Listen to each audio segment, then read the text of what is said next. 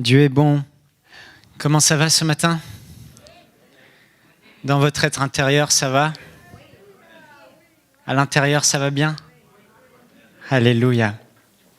Ce matin, Dieu veut nous encourager par sa parole. Et le message que je vais vous apporter s'intitule « Ne perdez pas courage, Dieu est avec vous ».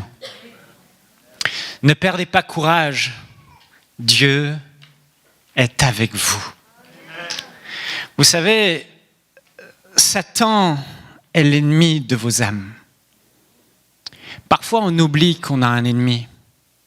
Parfois, on oublie qu'il y a quelqu'un qui va se démener 24 heures sur 24, 7 jours sur 7, tous les jours de votre vie, pour envoyer des mauvais esprits, pour envoyer des épreuves dans votre vie, avec un seul objectif. Ce n'est pas que vous soyez malade, son objectif. Ce n'est pas que vous soyez dépressif, son objectif. Son objectif n'est pas que vous ayez des problèmes d'argent. Non, son objectif à Satan est de vous éloigner de votre Père céleste, de vous faire perdre la foi en Jésus-Christ. C'est ce qu'il veut. Et oui, il envoie des maladies.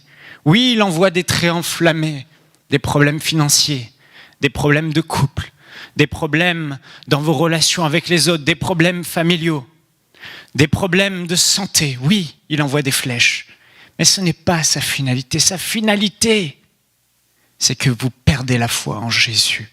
C'est que vous lâchez les bras.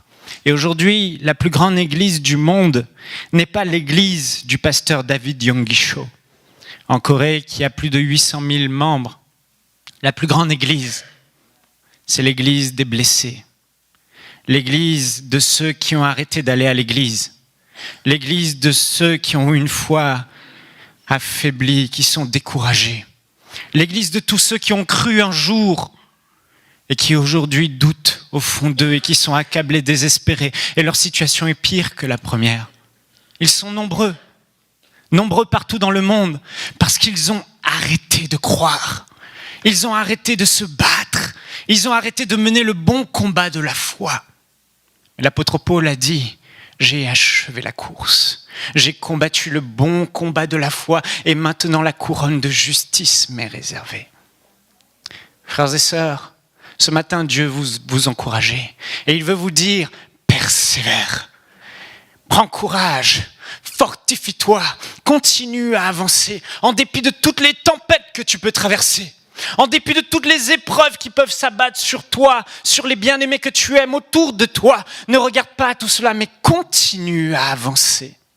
Parce que Dieu est avec toi. Ne perds pas courage, mon frère, ma sœur. Dieu veut te fortifier ce matin. Dieu veut que l'être à l'intérieur de toi, celui qui est en toi, pas celui qui est à l'extérieur et qui se dégrade, mais celui qui est à l'intérieur, soit fort, soit plein de foi, plein de zèle, plein d'énergie. Plein de confiance, plein de bonheur, plein d'espérance, inébranlable. Alléluia. On va ouvrir nos Bibles dans Genèse au chapitre 26, au verset 12 jusqu'au verset 23.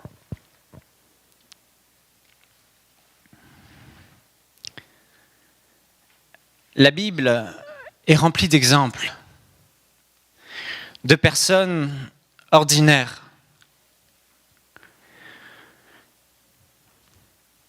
dans le peuple d'Israël. Dieu avait fait une alliance avec eux, avec un peuple sur la terre particulier, les Juifs. Et il a dit: je serai votre Dieu. Et il s'est révélé à Israël, il s'est révélé à Abraham, et il a passé une alliance avec Abraham. Il a dit: je serai ton Dieu et je serai avec toi. Et Abraham a cru en Dieu. Et il a transmis cette foi à son fils et à ses enfants, à Isaac. Et ici, on voit qu'Isaac marchait avec Dieu et que Dieu bénissait Isaac. Isaac prospérait dans ses entreprises. Isaac avait foi en Dieu. Isaac croyait en Dieu. Et voici ce qui est dit au verset 12. Isaac sema dans ce pays. Il habitait chez les Philistins. Et il recueillit cette année le centuple, car l'Éternel le bénit. Cet homme devint riche Et il alla s'enrichissant de plus en plus jusqu'à ce qu'il devint fort riche. Il avait des troupeaux de menu bétail et des troupeaux de gros bétail, et un grand nombre de serviteurs. Aussi, les Philistins lui portèrent envie. Tous les puits qu'avaient creusés les serviteurs de son père du temps d'Abraham, son père, les Philistins les comblèrent et les remplirent de poussière. Donc ici, on voit qu'Isaac, Dieu le bénit. Il est béni, il marche dans la bénédiction, il a plein de troupeaux. Et vous savez, c'était une période de sécheresse, il n'y avait pas beaucoup d'eau et les puits étaient très importants. Et Abraham avait laissé à son fils Isaac un héritage, il lui avait laissé des puits. Les Philistins étaient jaloux, ils comblèrent les puits et les remplirent de poussière. Et Abimelech, le roi, c'est le roi des Philistins, dit à Isaac, « Va-t'en de chez nous, car tu es beaucoup plus puissant que nous. » Isaac partit de là et campa dans la vallée de Guérar, où il s'établit.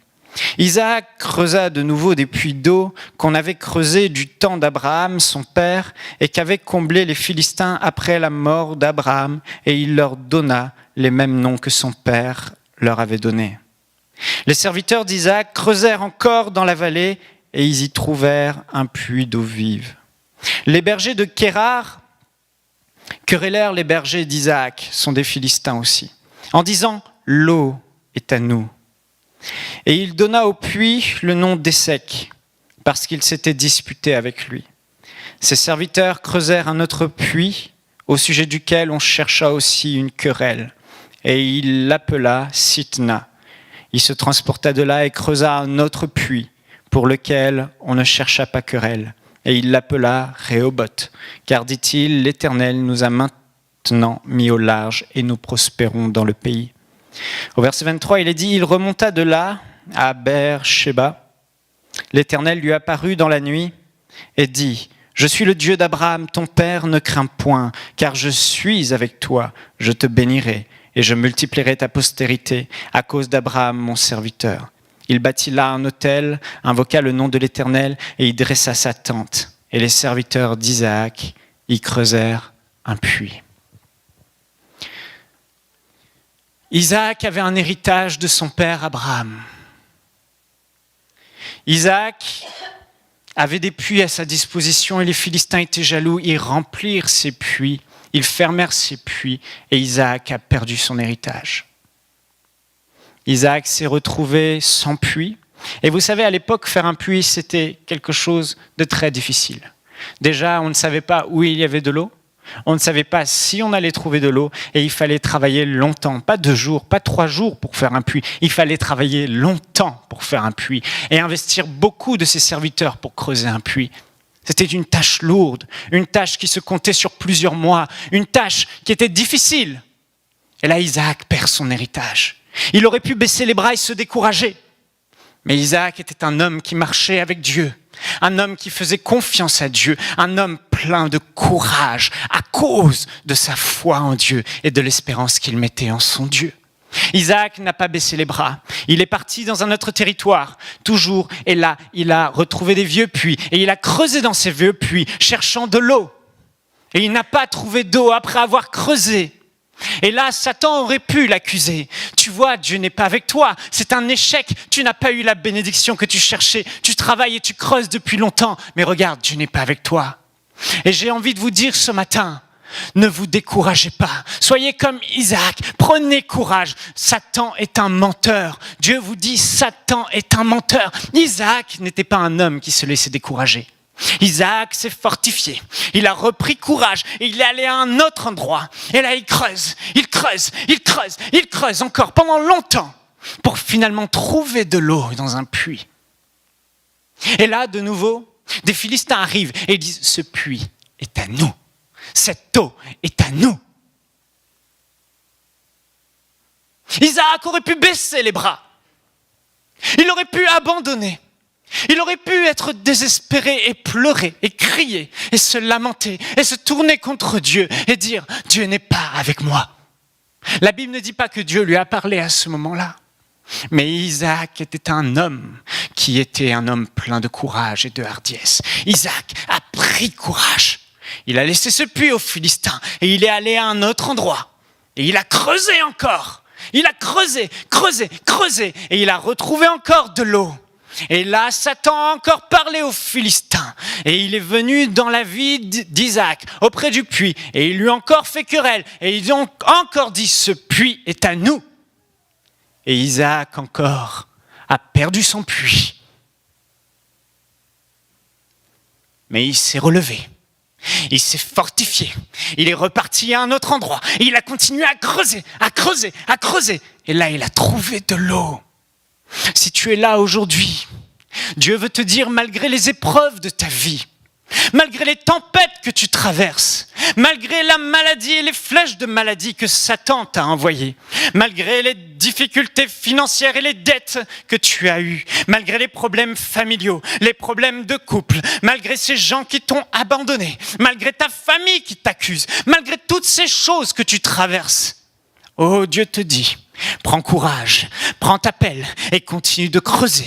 Et si tu es là aujourd'hui, c'est parce que tu continues de creuser. Tu continues de creuser et tu t'attaches à Dieu. Et Dieu te dit, tu vas finir par trouver de l'eau. Amen. Alléluia. Alléluia. Frères et sœurs, la Bible est jonchée d'exemples, comme Isaac. On voit David, le roi David face à Goliath. Les gens tremblaient devant David, mais David était un homme courageux, c'était un battant, un guerrier, parce qu'il avait confiance en Dieu. Et David est arrivé devant ce Philistin, il lui a dit, tu viens face à moi avec ta lance, ton javelot, ton épée, mais moi, je viens devant toi au nom de l'Éternel, le Dieu des armées, et toute la terre saura que le Dieu d'Israël est vivant et qu'il est un grand Dieu. Oh, c'était cette trempe d'hommes. Vous savez, ces hommes étaient courageux parce qu'ils avaient foi en Dieu. Et Satan veut que tu perdes ta foi en Dieu. Isaac, regardez bien sa vie. Il a perdu son héritage. Il s'est fortifié, il a creusé. Il n'a pas trouvé d'eau. Et tu as peut-être eu des échecs dans ta vie. Tu as essayé des choses et tu as échoué. Mais Dieu te dit aujourd'hui, mon frère, ma sœur, n'écoute pas la voix du diable, il est un menteur. Continue de creuser, prends ta pelle et continue de creuser. Isaac est allé, il a creusé. Il s'est fortifié, il a creusé encore. Et il a trouvé de l'eau. On lui a volé son puits. Et il a continué à creuser. Peu importe les tempêtes que tu as, continue à creuser.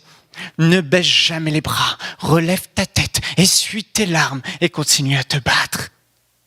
Oh, ce sont ces hommes que la Bible loue dans Hébreux 11, les héros de la foi, ces hommes qui ont avancé, ces hommes qui, malgré les épreuves, ne sont pas restés accablés, malgré les attaques du diable, n'ont pas douté une seule seconde que Dieu était avec eux. Et peut-être aujourd'hui, malgré tout à cause de tout ce que tu vis, tu doutes de la présence de Dieu dans ta vie, tu doutes de l'amour et de la bonté de Dieu pour toi. Mais j'aimerais te dire, Satan est un menteur, n'écoute pas sa voix, relève ta tête et continue à avancer, continue à creuser. Ta bénédiction vient, ta promotion vient, ta délivrance vient, ta guérison vient. Ma sœur, mon frère, ce matin, fortifie-toi en dépit de ce que tu vois, en dépit de ce que tu traverses. Isaac aurait dû, dans le naturel, abandonner. Mais Isaac a fait confiance en Dieu. Rien ne laissait croire que Dieu était avec lui. Et pourtant, la Bible nous dit au verset 23, après qu'il ait creusé 2 puits où il a trouvé de l'eau, l'Éternel lui a apparu dans la nuit et dit, je suis le Dieu d'Abraham, ton père, ne crains point, car je suis avec toi. Je te bénirai et je multiplierai ta postérité. Remarquez que Dieu ne s'est pas révélé à Isaac avant l'épreuve. Pendant l'épreuve, Dieu faisait silence. Et Satan vient. Non, il n'est pas avec toi. Et Satan vient, dit, tu n'y arriveras pas. Et Satan vient et dit, il n'y a plus d'espoir. Mais Isaac a pris courage. Isaac s'est fortifié en Dieu, fortifié par la foi, il a pris courage et il a continué à travailler. Et après, Dieu lui a dit, tu vois, je suis avec toi. Alléluia. Frères et sœurs, nous ne devons jamais perdre courage. En faisant confiance à Dieu, dans Deutéronome, chapitre 31, verset 6, il est écrit « Fortifiez-vous et ayez du courage. Ne criez point et ne soyez point effrayés devant eux, car l'Éternel, ton Dieu, marchera lui-même avec toi. Il ne te délaissera pas. Il ne t'abandonnera pas. » Leur courage venait de leur confiance en Dieu. Le courage que tu auras d'affronter les épreuves de la vie, le courage que tu auras de continuer dans ta marche, dans ta relation avec Dieu, te viendra uniquement de la foi. Parce que tu as la ferme assurance que ton Dieu est avec toi, qu'il ne t'abandonnera pas et que c'est lui qui aura le dernier mot sur ta vie. Satan n'a pas gagné. Satan a peut-être gagné quelques batailles dans ta vie, mais il n'a pas gagné la guerre dans ta vie. Tu vas la remporter, mais Dieu te dit, redresse ta tête, fortifie-toi, prends courage, bats-toi, refuse la défaite, refuse de te lamenter, refuse ce statu quo, refuse de pleurer, sèche tes larmes, relève-toi et bats-toi, avance, travaille dur avec le Seigneur et le Seigneur est avec toi. Alléluia. Est-ce que vous le croyez? Est-ce que vous le croyez? Quelqu'un peut acclamer le Seigneur? Alléluia. Il est avec nous. Oui, Seigneur, tu es avec moi. En dépit de ce que je vois, en dépit de ce que mes oreilles disent, en dépit de ce que mon compte bancaire et mon banquier me dit, en dépit de ce que l'état de mes finances me disent, en dépit de ce que les symptômes de mon corps me disent, je refuse cela, je refuse, je ne fais pas partie de cette trempe de personnes qui se lamentent. Non, non, non, non, non, je suis fortifié par la foi, je prends courage. Écoute-moi bien, Satan, écoute-moi bien, Satan. Oh non, Satan, tu n'as pas gagné. Regarde, je suis à l'église. Regarde, je lis ma Bible. Regarde, je prie. Regarde, j'avance. Isaac n'avait pas de pasteur pour l'encourager. Isaac n'avait pas de Bible pour l'encourager. Isaac n'avait pas le Saint-Esprit en lui pour conserver la paix et la joie, mais il avait cette foi en Dieu.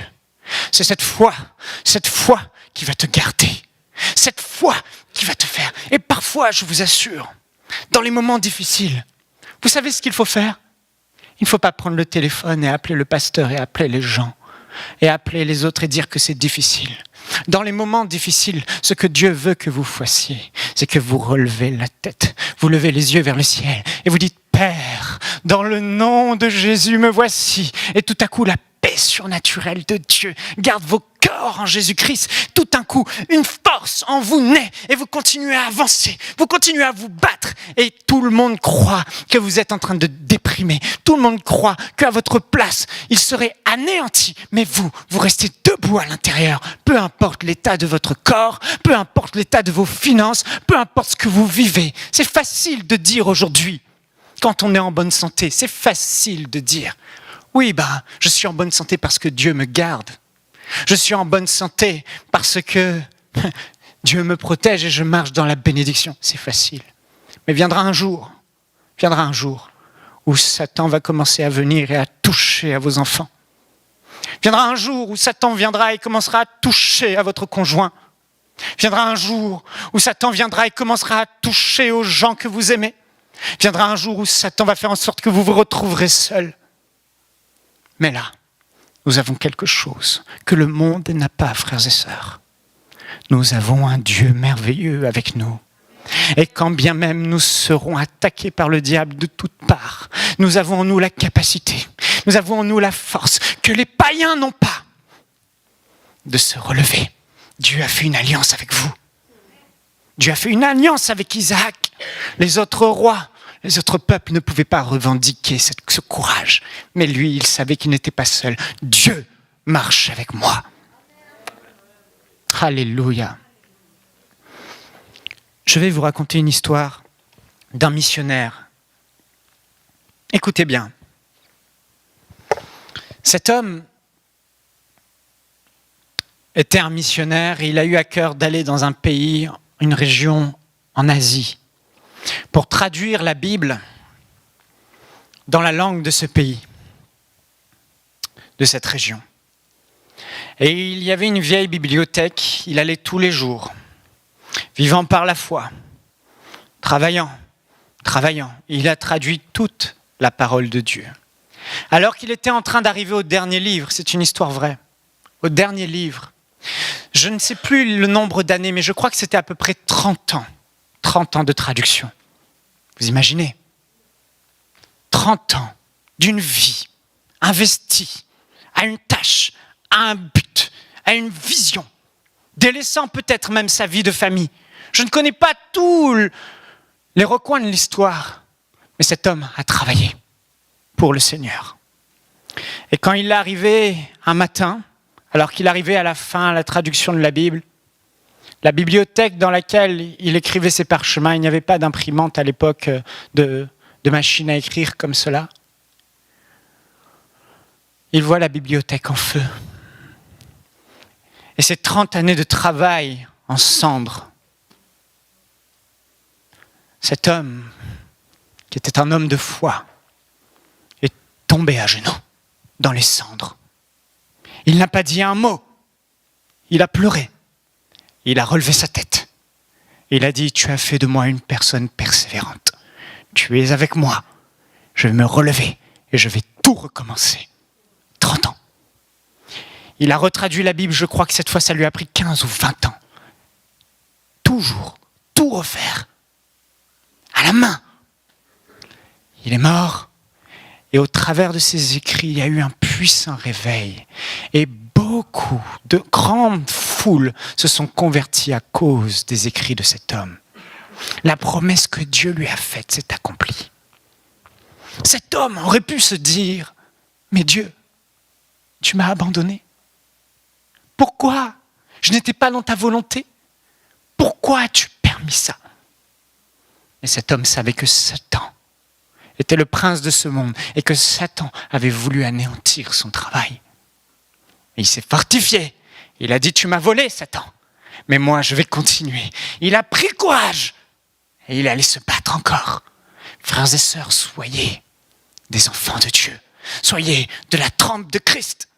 Soyez de cette trempe de personnes qui se lèvent avec courage, avec zèle, pour mener le bon combat de la foi et faire taire la bouche du diable.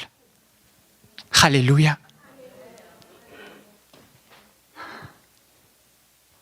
Combien les pasteurs des églises seraient heureux, épanouis, si les membres de l'église étaient des personnes qui savaient relever eux-mêmes leur tête, qui savaient eux-mêmes se fortifier dans la parole de Dieu.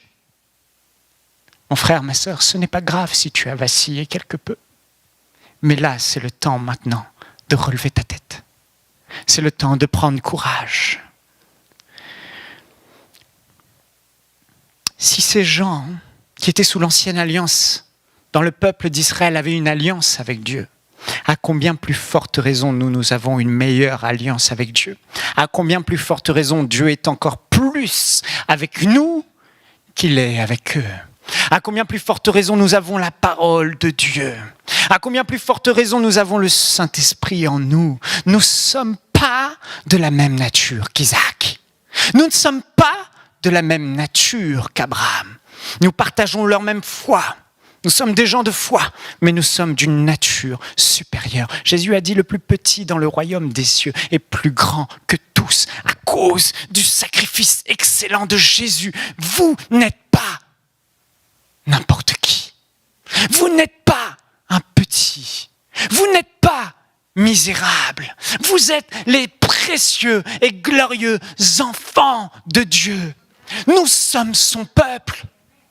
Nous sommes le peuple qui s'est acquis au prix d'un grand sacrifice, celui de Jésus, son Fils, qui est mort à la croix et qui a payé le prix pour que nous relevions la tête. Nous avons le Saint-Esprit en nous. Nous sommes nés de nouveau.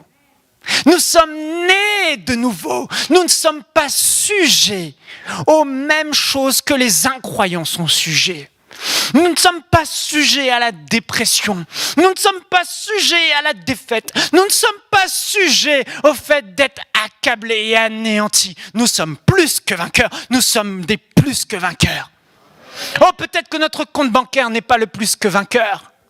Peut-être que notre corps n'est pas encore le plus que vainqueur. Mais une chose est sûre, à l'intérieur, Satan n'a rien en moi. Satan n'a rien en nous. Nous sommes une race différente. Une race qui marche la tête levée. Nous sommes nés de nouveau. Nous avons une vie supérieure à l'intérieur de nous. Tu as une vie supérieure en toi. Une vie qui fait que, quoi qu'il t'arrive, que tu perdes ton conjoint, que tu perdes tes enfants, quoi qu'il arrive, même la mort n'a pas de pouvoir sur toi. Tu en sors toujours victorieux. Tu as toujours en toi cette force intérieure de relever la tête et de louer ton Dieu. Les incroyants n'ont pas ça, mais nous l'avons. L'apôtre Paul a dit à notre sujet, dans 2 Corinthiens au chapitre 4, versets 4 et 7, ainsi, 2 Corinthiens chapitre 4, verset 4. Écoutez bien ce qu'il dit. Ainsi, puisque tel est le ministère que Dieu nous a confié dans sa bonté, nous ne perdons pas courage. Au verset 7, mais ce trésor, nous le portons dans les vases faits d'argile que nous sommes, pour que ce soit la puissance extraordinaire de Dieu qui se manifeste et non notre propre capacité. J'ai pas donné la bonne référence ?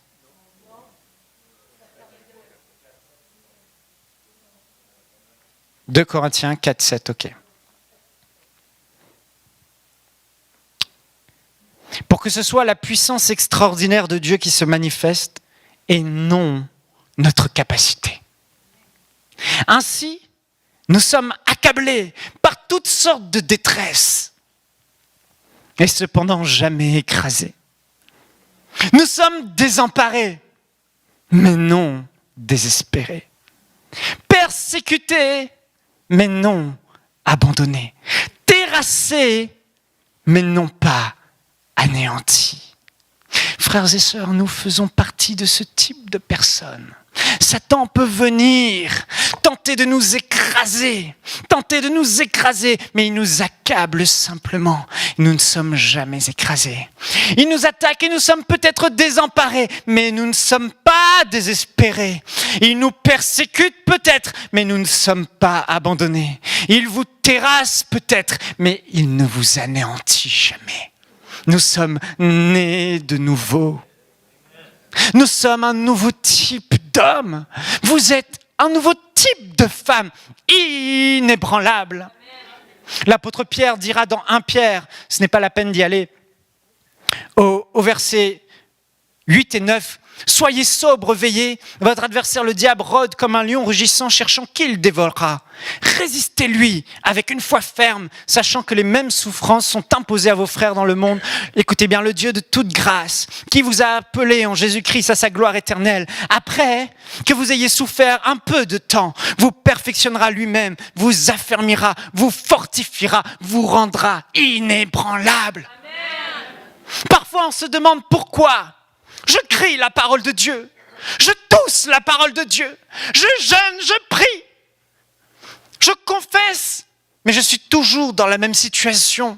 Le silence de Dieu est parfois désemparant. Mais je ne suis pas pour autant désespéré, parce que même si je ne comprends pas ce qu'il se passe, même si je ne comprends pas pourquoi au sein de ma détresse, au sein de ce que Satan envoie, au sein de la tempête, je n'ai pas tout de suite la délivrance. Je fais ce que mon Dieu fait. Il me dit, je prends courage et j'avance. Je persévère. Je résiste au diable d'une foi ferme.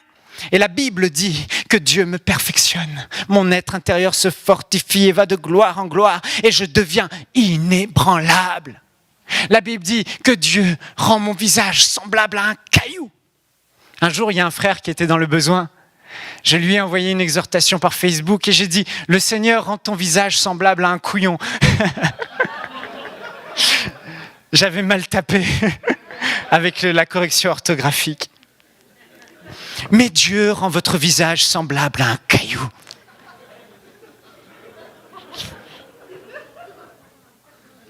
Dieu vous a fermé.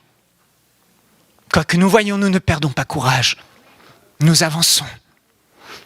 Jacques chapitre 4 verset 7 dit « Soumettez-vous donc à Dieu. Résistez au diable et il fuira loin de vous. » Certaines personnes sont là et elles parlent contre le diable, elles chassent le diable, elles coupent le diable, elles le terrassent à toutes sortes de choses. Mais la Bible dit qu'on n'a pas à terrasser le diable, il est déjà terrassé. Nous avons juste à lui résister. Satan, écoutez bien, vous êtes là, vous avancez dans la vie. Et Satan, il a des flèches, des traits enflammés. Et il cherche qui il va dévorer. Il regarde ta vie et il voit. Et il va tester. Il t'envoie une flèche, paf, dans le dos. Oh, ce symptôme de maladie, ça fait mal. Ah, c'est douloureux. Pourquoi moi? Pourquoi? Il y a des chrétiens comme ça, ils ne comprennent pas. Satan leur envoie une deuxième flèche, pouf. Problème de couple et de famille. Pourquoi, Seigneur? Pourquoi?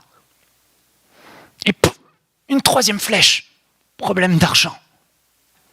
Et là, Satan, vous avez 3 flèches dans le dos. Vous les voyez, ça fait mal et vous n'arrivez pas à les enlever. C'est dur. Et là, les chrétiens, ils arrêtent d'avancer. Ils se mettent à genoux. Certains sont par terre et ils pleurent. Ils pleurent parce qu'ils ont des flèches dans le dos. J'aimerais vous dire que même les grands hommes de Dieu, même Jésus, même les apôtres, même Paul, quand il le dit, il avait une tonne de flèches dans le dos. Oui, Satan veut nous sommes désemparés avec toutes les flèches que nous avons, mais non pas désespérés.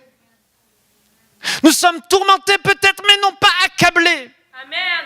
Nous ne sommes pas anéantis, parce qu'au-dedans de moi, il y a quelque chose de plus grand. Je puis tout par Christ qui me fortifie. Je suis plus que vainqueur par celui qui m'a aimé en Jésus-Christ. Et là, vous relevez la tête, vous redressez votre corps et vous continuez à avancer malgré les flèches. Je me dis, mais il y a des flèches dans le dos. Oui, mais pourquoi tu n'avances pas encore? Il y a des flèches, j'ai mal. Mon couple, ma famille, mes finances, ma santé. Oui, mais pourquoi arrêtes-tu d'avancer? Pourquoi perds-tu courage? Est-ce que tes flèches t'ont anéanti? Oui, elles m'ont anéanti. Faux, tu mens. Tu mens. J'ai eu des flèches. Des gens m'ont persécuté. Une fille que j'aimais, avec qui j'étais fiancé, j'étais passé sur la plus grande chaîne TV de France avec elle. Elle est allée mentir, elle m'a trompé. Et elle est allée mentir à mon sujet, appelant des hommes de Dieu, disant toutes sortes de mensonges à mon sujet. Oh, je me suis pris une grande flèche dans le dos quand j'ai appris ça. Mais vous savez quoi? Je me suis juste assis, alléluia, et j'ai pensé à Jésus dans le jardin de Gethsémani, qui s'est pris tellement de coups pour moi, et je me suis simplement relevé, j'ai essuyé les larmes, et j'ai dit, Seigneur, alléluia, on continue à avancer, peu importe ce que Satan essaye de faire, je me relève, l'apôtre Paul le dit. Nous sommes accablés par toutes sortes de détresse, mais cependant jamais écrasés. Nous avons une vie supérieure, nous avons un Dieu, une espérance. Nous sommes désemparés, mais non désespérés, persécutés, mais non abandonnés, terrassés par le diable, par toutes sortes de flèches, mais jamais anéantis. Et vous savez, Satan peut envoyer des flèches aux plus grands de ce monde qui ont l'argent, des multimillionnaires, et ils finissent par se suicider. Mais il ne peut envoyer aucune flèche à un enfant de Dieu et l'anéantir. C'est impossible. Nous sommes nés de Dieu. Nous avons une vie supérieure à l'intérieur de nous. Et là, nous relevons la tête et nous avançons malgré tout. Vous savez pourquoi ? Parce que ces flèches n'ont aucun pouvoir sur vous. Ces flèches n'ont pas de pouvoir sur vous. Ces symptômes de maladie n'ont pas de pouvoir sur vous. Ces problèmes de toutes parts dans vos vies n'ont aucun pouvoir sur vous, sur votre être intérieur. Non. Le seul pouvoir qu'il a, c'est celui que vous lui accordez. Parce que nous ne pensons pas de la bonne façon. Nous nous disons, c'est pas normal d'avoir ça. Dieu n'est pas avec moi. Nous doutons et nous arrêtons le bon combat de la foi. Nous arrêtons d'avancer. Nous baissons les bras. Mes frères et sœurs, j'aimerais vous dire que nous ne sommes pas ce type de peuple. Nous ne sommes pas ce type de personnes. Nous ne sommes pas de ceux qui abandonnent. Nous ne sommes pas de ceux qui nous relâchons. Nous sommes des plus que vainqueurs. Et vous savez, lorsque vous êtes par terre et que vous êtes là, et qu'il vous a envoyé vos flèches, et que tout à coup, vous commencez à vous fortifier dans la foi, dans votre chambre ou chez vous, dans cette réunion à l'église, vous êtes là et vous commencez à confesser. Je me souviens de ma femme, on ne pouvait pas avoir d'enfant. Je lui ai dit, on ne va pas se lamenter. On se fortifie par la foi et on a commencé à confesser la parole de Dieu. On a commencé à se lever. Et Satan, vous voyez, malgré tout ce qu'il envoyait, malgré toutes les flèches qu'il vous envoie, lorsque vous vous relevez, vous parlez en langue, vous commencez à louer Dieu. Seigneur, merci. Alors que dans votre corps, tout va mal.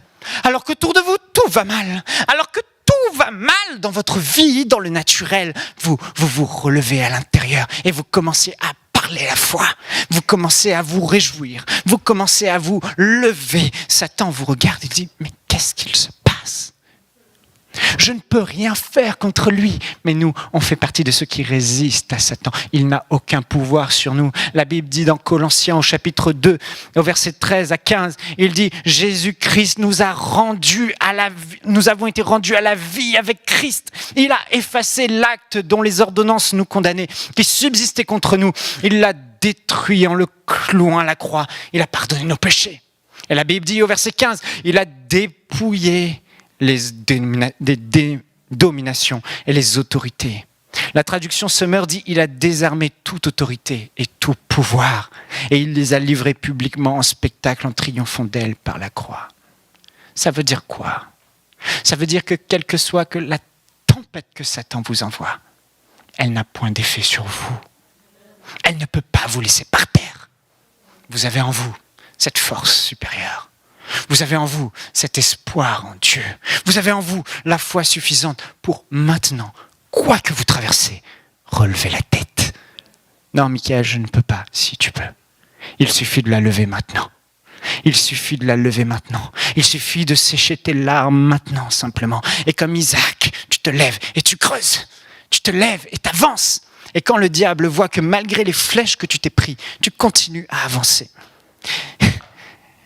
Il réalise qu'il n'a aucun pouvoir sur ta vie. Et il te laisse tranquille. Ne perdons pas notre temps à essayer d'anéantir quelqu'un qui est inébranlable. Alléluia.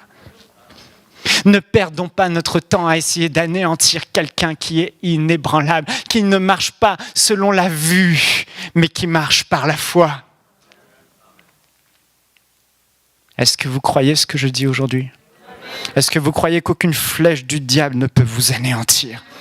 Est-ce que vous croyez que même s'il vous reste même pas juste un bras, comme ce frère Nick, qui n'a ni jambes, ni bras, juste un petit bout, comme il l'appelle, une aile de poulet au bout du pied, et qui n'a pas de jambes ni bras, mais qui gagne des millions d'âmes à Christ, qui a le sourire sur son visage, parce qu'il est devenu inébranlable dans la foi. Il ne demande pas à Dieu forcément de lui donner des jambes et des bras.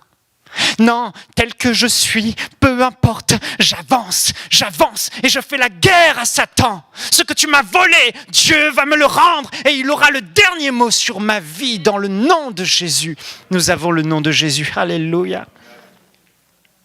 Oh, Ramasakata. Vous savez, dans la Bible, on a cette histoire de Jésus qui allait vers une fille, Jairus, sa fille était morte. Elle était morte. Morte. Son cœur ne battait plus, elle ne respirait plus depuis plusieurs heures. Et il y a un homme, Lazare, qui lui aussi est mort, et lui plus longtemps.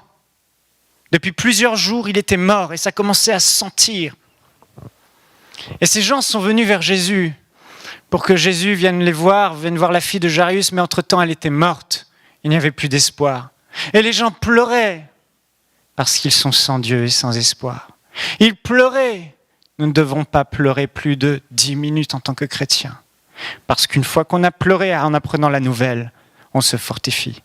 Quand ma mère m'a appelé, qu'elle m'a dit que mon père avait le cancer et qu'il avait perdu la quasi-totalité de son sang et qu'il était à l'hôpital entre la vie et la mort, je suis allé dans la salle de bain et j'ai commencé à penser à mon père et j'ai pleuré.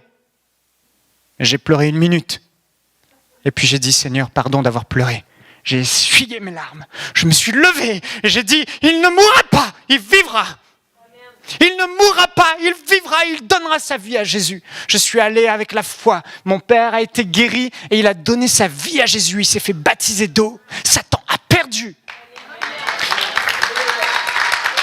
Frères et sœurs,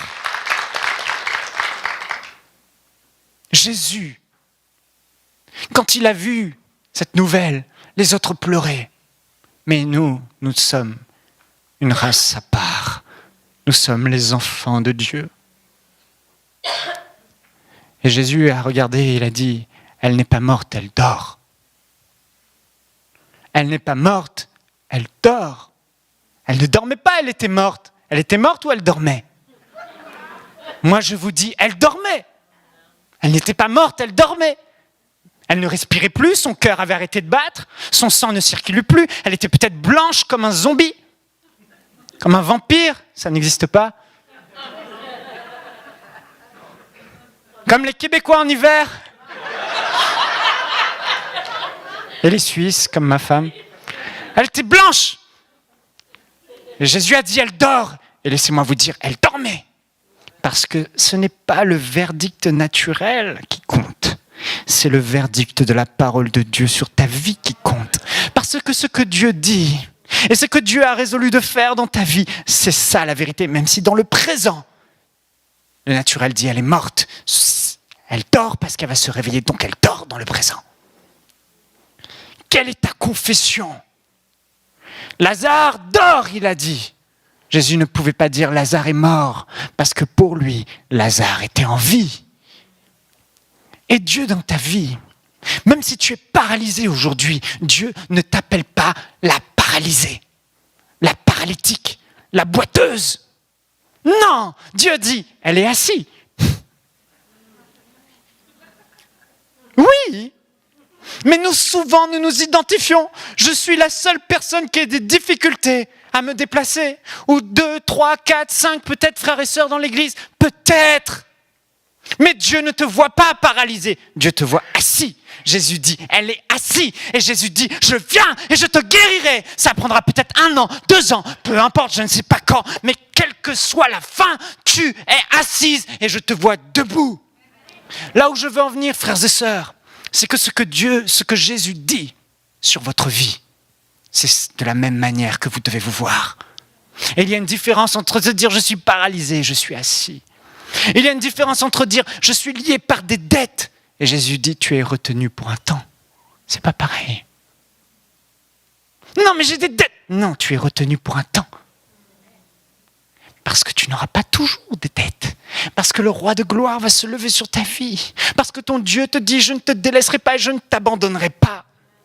Certains disent « je suis seul, je n'ai plus de famille ». Je me suis retrouvé tellement de fois dans cette situation, seul, livré à moi-même. Mais Jésus te dit à ce moment-là, tu n'es pas seul. Tu es seul dans le visible, mais accompagné dans l'invisible. Alléluia. Certains disent, je suis inutile, je ne fais rien de ma vie, je ne produis rien. Jésus te dit, tu es en formation. Tu vas rentrer dans ta destinée. Comment te vois-tu? Le monde te voit comme ça. Mais la Bible dit dans Romains, nous ne devons pas nous conformer à la pensée du monde, qui est la pensée de Satan. Mais nous devons renouveler notre pensée en pensant comme Dieu pense, par la parole de Dieu. Donc si tu pleures aujourd'hui, parce que tu ne regardais comme ceci, sache que Jésus, lui, ne te voit pas comme ça, il te voit assis. Il te voit retenu. Il te voit en formation, mais non pas sans destinée. Comme l'apôtre Paul l'a dit, nous sommes désemparés, mais non pas désespérés. Persécutés, mais non pas abandonnés. Terrassés, mais non pas anéantis. Écoute-moi bien, Satan, je ne suis pas anéanti. Je suis debout. À l'intérieur de moi, je me lève et je suis inébranlable. Quelle que soit la chose que tu peux faire, quel que soit ce que tu veux faire en m'éloignant de mon Dieu, je peux te dire aujourd'hui, tu luttes en vain, tu résistes en vain, parce que moi, tu peux m'envoyer autant de flèches que tu veux dans mon dos. Oh, 1000 peuvent tomber à ma droite, 10 000 à ma gauche, je ne serai pas atteint. 7 fois le juste tombe, mais l'Éternel l'en délivre toujours. Oh, ça prend peut-être 1 mois, 2 mois, 1 an, 2 ans, 3 ans, mais je t'assure, je vais continuer à avancer. Et s'il faut que je meure, je préfère mourir dans la foi que de vivre dans l'incrédulité.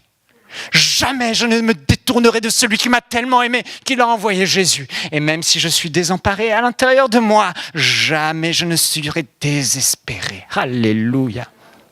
Vous comprenez, frères et sœurs? Vous comprenez?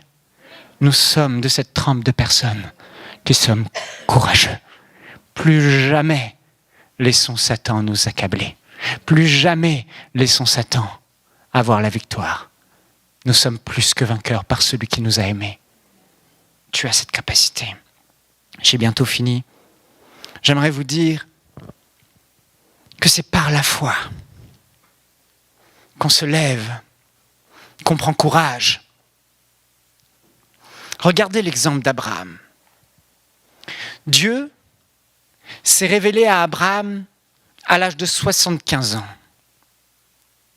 Il a dit, quitte ton pays, ta patrie, et va vers le lieu que je te montrerai. Abraham quitte Charan, là où il vivait, et il part sur une parole de Dieu, une promesse de Dieu, vers le lieu inconnu. Il part par la foi. Il avance. Dieu dit, je ferai de toi une grande nation. Et Abraham n'a aucun enfant, et sa femme est stérile. Plusieurs fois, il est allé vers sa femme dans la tente pour essayer d'avoir un enfant. Plusieurs fois. Il n'a pas eu d'enfant. Tellement de fois, il a essayé d'y aller. Par la foi, j'y vais. Mais toujours pas d'enfant. 25 ans plus tard. 25 ans plus tard. 25 ans. Ce n'est pas écrit 1 an, 2 ans, 2 mois, 3 mois. 25 ans plus tard. Isaac, l'enfant de la promesse naît. Imaginez! Que nous dit la Bible? Dans Romains au chapitre 4 et au verset 17. Dieu dit, je t'ai établi, Abraham, père d'un grand nombre de nations. Il est notre Père à tous, devant Dieu en qui il a cru, qui donne la vie aux morts et qui appelle à l'existence ce qui n'existe pas. Au verset 18, espérant, contre toute espérance, il crut et devint ainsi le père d'un grand nombre de nations. Selon qui avait été dit, telle sera ta descendance. Et sans faiblir dans la foi, il ne considéra pas son corps presque mourant, puisqu'il avait près de 100 ans et le sein maternel de Sarah déjà atteint par la mort, mais face à la promesse de Dieu, il ne douta pas par incrédulité, mais fortifié par la foi, il donna gloire à Dieu, pleinement convaincu de ceci, ce que Dieu a promis, il a aussi la puissance de l'accomplir. Dieu dit que Abraham est le père de la foi. Dieu lui fait une promesse et il va. 1 an, 2 ans, 3 ans, 4 ans, 5 ans. Sa femme commençait à lui parler. Ses serviteurs commençaient à lui parler. Certainement qu'on lui a dit, Dieu avait peut-être voulu ça, Dieu voulait peut-être que tu ailles vers ma servante Agar et que tu fasses un fils qui s'appelle Ismaël. Et Abraham a vacillé dans sa foi. Peut-être que tu as vacillé dans ta foi. Oui, peut-être que tu as eu des Ismaël. Mais ce n'est pas pour autant que Dieu dit que Abraham n'est pas le père de la foi. Il l'appelle le père de la foi. Parce que même s'il a eu des moments de faiblesse sur sa route, Abraham, il s'est toujours relevé. Et il a continué à avancer. Et au lieu de retourner à son ancienne vie, de là où il venait, il s'est fortifié. Il a continué à avancer vers la promesse de Dieu. Il a continué à croire en Dieu. Il s'est fortifié par la foi. La Bible dit qu'il avait plus de... Son corps était âgé et le corps de sa femme était atteint par la mort. Elle était totalement stérile. Il n'avait plus de désir. Sarah disait même, comment aurais-je encore des désirs? Mais Abraham s'est fortifié par la foi. Oh, il s'est fortifié. Je n'ai peut-être plus de désir. Je n'ai peut-être plus envie, je n'ai peut-être plus de force et elle non plus. Mais Dieu a dit, alors je ne regarde pas à ce que mon corps me dit. Et je vais vers ma femme encore une fois et je pose des actes de foi encore une fois. Et Isaac est né et la promesse s'est accomplie. La Bible nous appelle à marcher non par la vue, mais par la foi. Nous sommes des personnes qui ne regardons pas dans le naturel. Ne regarde pas, mon frère, ma sœur, à l'état de tes symptômes. Ne regarde pas, mon frère, ma sœur, à l'état de ton compte, à l'état de ta vie actuelle et à toutes ces flèches et ces tempêtes que Satan a envoyées. Mais regarde comme Abraham uniquement à la promesse de Dieu.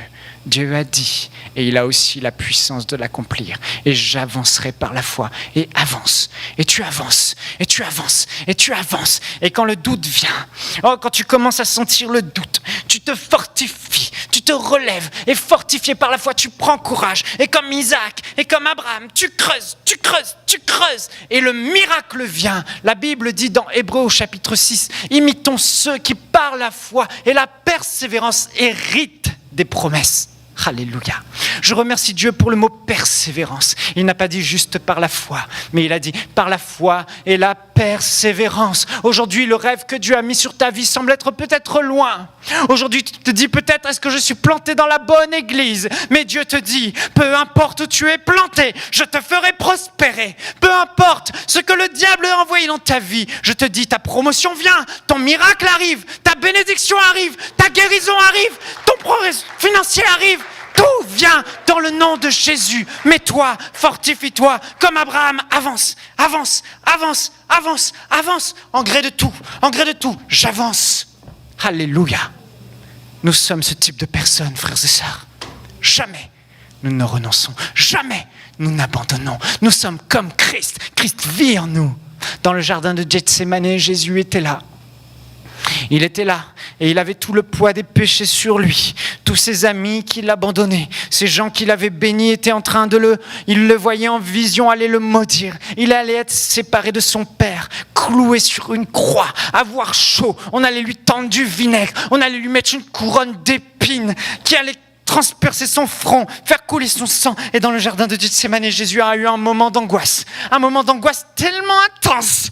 Oh, Satan était en train de l'attaquer. Satan était en train de l'envoyer toutes sortes de détresse à ce moment, toutes sortes de doutes. Mais Jésus, notre modèle parfait, le premier-né d'entre la création, le premier-né d'entre les frères, notre grand frère, notre maître, notre Seigneur, dans ce moment, qu'est-ce qu'il a fait? Je l'imagine dans ce jardin, encore une fois, tomber à genoux, avec ses flèches dans le dos, et se tourner vers son Père et dire, Père, s'il est possible d'éloigner cette coupe de souffrance de moi, tout est possible à toi. Cependant, non pas ma volonté, mais ta volonté. Et là, il s'est fortifié et il a aligné les pensées de son âme à la pensée de Dieu, ne voulant plus regarder aux souffrances qu'il allait vivre, mais simplement regarder à celui dont cette destinée était entre ses mains, celui qui, avec ses grands cris qu'il avait fait à son Père, allait le délivrer d'entre la mort, n'allait pas rester dans le séjour des morts, mais allait le troisième jour le ressusciter, l'élever et l'asseoir à sa droite et lui donner tout pouvoir et toute autorité. Mais Jésus, à ce moment-là, au lieu d'être anéanti, il s'est relevé et il s'est retrouvé en face de ses détracteurs, en face de son ami Judas qui le livrait. Et il était prêt. Allons-y. Allons-y, Satan. On verra qui rira le dernier. Il est allé, il a payé le prix qu'il fallait. Frères et sœurs, si Jésus l'a fait, il vit en toi. Tu as cette force. Cette force. Cette force. Peu importe qui est avec toi. Peu importe ce qu'on dit de toi, peu importe ce que Satan te fait penser de toi, tu n'es pas rien. Tu es Christ en toi. Tu es enfant de Dieu. Alléluia. Et on relève la tête vers le Père comme Jésus. Non pas ta volonté, ma volonté, mais ta volonté, Seigneur. Et il se fortifie et il avance. Il avance. Il avance. Je sais que dans ce lieu, il y a plusieurs personnes, je le vois maintenant, où vous êtes disqualifiés. Et Dieu te dit aujourd'hui, tu n'es pas disqualifié. Plusieurs personnes, en m'écoutant, vous vous dites, j'ai manqué de foi. Dieu te dit, comme Abraham, ressaisis-toi. Comme Pierre qui m'a renié 3 fois, ressaisis-toi. De la même manière que j'ai pardonné à Pierre et je lui ai dit, relève-toi, serre-moi, paie mes brebis, aime-moi. Va de l'avant, Pierre. Peu importe, le passé est passé, va de l'avant. Prends courage, j'ai besoin de toi. Dieu te dit, prends courage, lève-toi, j'ai besoin de toi. Tu t'es disqualifié toi-même, mais moi, je ne t'ai pas disqualifié. Peu importe les erreurs que tu as commises, le passé est passé. Mon sang purifie, mon sang pardonne. Tout. Relève-toi, mon frère, ma soeur, relève-toi à l'intérieur de toi. Sèche tes larmes et avance. Avance. Alléluia. Nous sommes ce type de peuple. Un jour, je finis avec ça.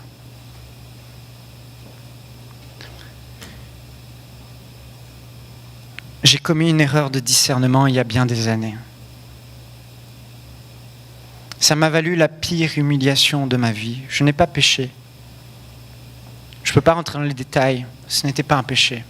Mais c'est un mauvais choix que j'ai fait. J'ai entendu toutes sortes d'atrocités dire sur moi, tous les coins, dans des églises, des pasteurs, des mensonges. Quand la Bible dit que Satan est un menteur, Satan est véritablement un menteur. Il vous dit des choses mauvaises, mais il dit aussi des choses mauvaises aux autres à votre sujet. Mais ça fait de lui un menteur. Pour la première fois et la seule fois de ma vie, j'étais au plus bas du trou. Tout s'est fermé, toutes les portes, tout. J'étais humilié au plus haut point. Je suis allé dans ma chambre, j'ai pleuré comme un bébé. J'ai dit, Seigneur, je me suis trompé, j'ai eu tort. Et pendant plusieurs jours, j'ai fermé ma bouche. J'ai arrêté de parler à Dieu. J'ai arrêté de prier en langue. J'avais la capacité de me relever, mais je ne voulais pas. Et j'ai dit au Seigneur quelque chose que je regrette amèrement. Je lui ai dit, Seigneur, je ne prêcherai plus jamais l'évangile de toute ma vie. C'est fini. Le ministère et moi, c'est fini. Si c'est pour vivre ça, c'est fini. Je suis pas digne. Je suis disqualifié. Je me suis disqualifié moi-même. Je me disais, c'est fini. J'ai dit, je vais faire du business et je vais amener de l'argent et je vais soutenir des hommes de Dieu. Et voilà ma contribution pour le royaume de Dieu. Plusieurs jours ont passé. Je suis resté dans mon lit sans bouger, sans sortir, enfermé dans une pièce. Peut-être plusieurs jours, 4, 5 jours. Pas un mot à Dieu. Juste dégoûté, disqualifié. Et à un moment donné, j'ai trouvé un DVD de Jésus en pâte à modeler. J'ai mis ce DVD sur l'ordinateur de Jésus en pâte à modeler et j'ai vu Jésus guérir la fille de Jairus. Au moment où Jésus guérit la fille de Jairus, la parole de Dieu m'a transpercé comme une grosse claque en pleine figure. Ça m'a percuté. Et Dieu m'a dit ceci, si tu t'engages dans une autre voie que celle de la prédication de l'évangile et de la guérison, ma main sera contre toi et tu ne trouveras ni repos ni tranquillité jusqu'à ce que tu reviennes à moi. Je me souviendrai toujours de ce moment. Dès que cette parole m'a transpercé, elle m'a guéri totalement. Guéri totalement. Pourquoi ? Parce que j'ai vu, je m'étais disqualifié, mais Dieu, lui, ne m'avait pas disqualifié. Et j'aimerais vous dire, jamais vous ne serez disqualifié aux yeux de Dieu. Toujours la grâce de Dieu va vous relever. Toujours la bonté et l'amour de Jésus vous relève et vous dit « Avance, continue, serre-moi ». Et peut-être que tu as douté et vacillé dans ta foi. Mais Dieu aujourd'hui veut t'encourager. T'encourager. T'encourager. Prends courage. Prends courage. Sèche tes larmes. Relève ta tête. Il y a une personne ici. Tu as été abusé. Abusé. Quand tu étais jeune. Abusé. Abusé. Plein de reprises. Abusé. Abusé. Abusé. Ça a enlevé ta dignité, l'estime que tu as de toi. Jésus te dit, tu n'es pas disqualifié. Jésus te dit, le passé est passé. Je t'aime, je ne te délaisserai pas, je ne t'abandonnerai pas. Relève ta tête, va de l'avant. J'ai besoin de toi pour mon royaume. Il y a une personne ici dans le ministère, elle se sent découragée. Dieu te dit, ne te décourage pas. Les temps vont venir où l'eau va jaillir. Continue à creuser. Continue à avancer. Une personne ici, elle se sent désemparée par rapport à sa vie future. Elle se dit, je n'ai pas d'espoir. Dieu te dit, continue à avancer. Fortifie-toi. La promotion vient, les portes vont s'ouvrir. Les portes vont s'ouvrir dans le nom de Jésus. Sèche tes larmes.